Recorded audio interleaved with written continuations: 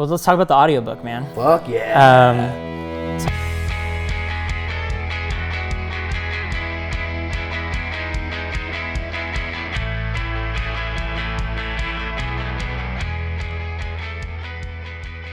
Since I've listened to the chapters you've recorded, I feel like I'm watching a show or like, you know, listening to a show about somebody else. You know, I feel like you've made it your own, which is great. That's what I wanted. And that's kind of why I'm like, you know, hands off from it.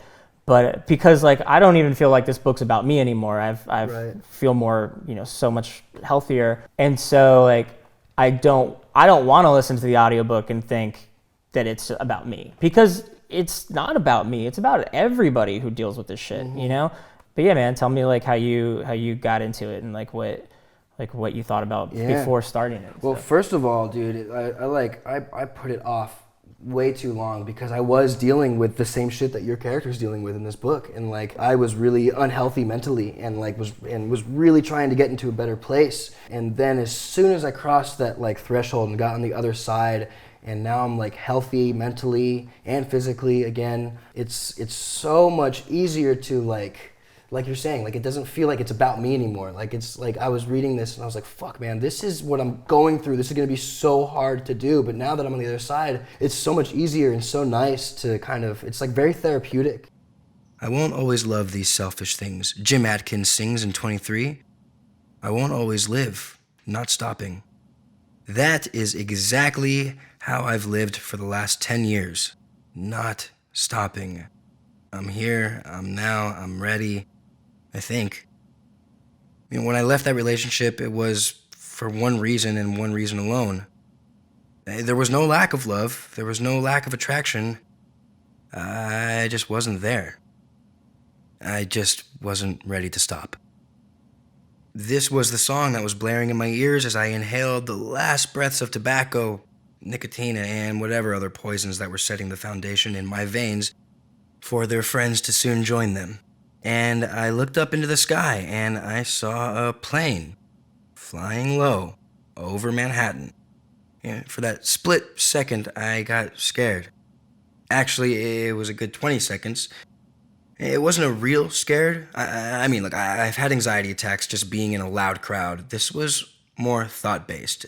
I'm a pretty smart guy, so I try to logically work through things before panic sets in.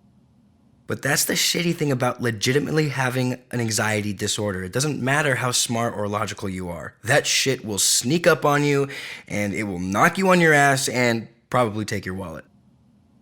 Sometimes the fucked up part of my mind skips right over being logical and jumps straight into panic mode, but this wasn't one of those times. I was okay.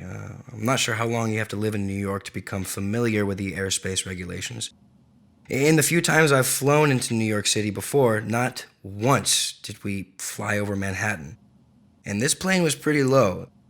Didn't help that 2 weeks earlier, during an office happy hour while watching that Jersey sunset, a co-worker talked about watching from her office window as the second plane on 9/11 flew towards that second tower. Look, I can't even pretend to understand what those directly affected by the tragedy feel like. But when she said that, it was something new to me. And most of us, the lucky ones, watched it happen on TV, myself from 2,000 miles away. During that time, I lived in Austin, right before clocking in at a Chick-fil-A, where I'd spend the rest of my day getting updates from the occasional customer that popped in every 10 to 30 minutes. You didn't watch it live, you've most likely seen it played over and over on the anniversary of the horrific event. But, and this just can't be my perspective, watching it on TV really just made it feel like watching a TV show. Still, to this day, I have not met anyone who lost somebody on that day in September 2001. So it's hard to make it real in my mind. But when I heard my coworker's story, it got a little more real. So, stupid as it may be, my heart sped up a bit when I saw this plane. I saw it fly over the Hudson, watched it disappear behind a building, and wondered if I would feel it hit. Was Jimmy Eat World too loud for me to hear it? Amazing still it seems. On beat 23,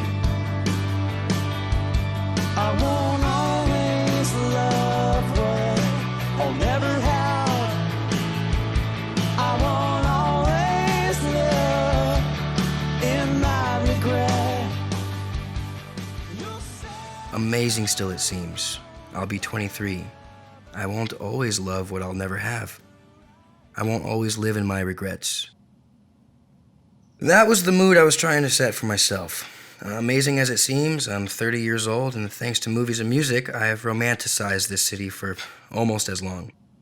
And because of that, every time I'm in this city, I fall in love with something I'll never have. But regrets are not something I struggle with. This city owns my heart, and every time I've been here, I've always been a visitor. I've always had to leave, but I'm here. I'm ready. I live here now. I don't have to leave. Now, whatever I fall in love with will be something I can have, right? Not just part of a short dream that I'd inevitably wake up from.